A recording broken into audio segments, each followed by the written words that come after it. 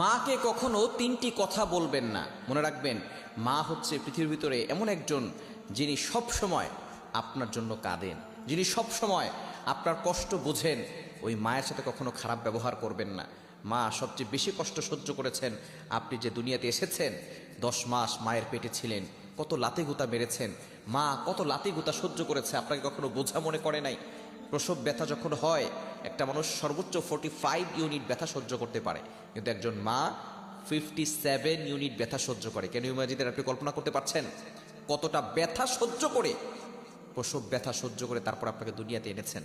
ওই মায়ের উসিলে আপনি দুনিয়াতে এসেছেন। সুতরাং মায়ের সাথে খারাপ ব্যবহার করবেন না। আল্লাহ নিজে বলে দিয়েছেন, ওয়াবিল ওয়ালিদাইনি ইহসানা, good behaviour with parents, good dealings with parents, পিতামাতার সাথে ভালো ব্যবহার করো।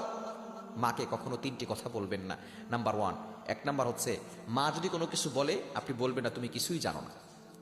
যেই মা আপনাকে শিক্ষা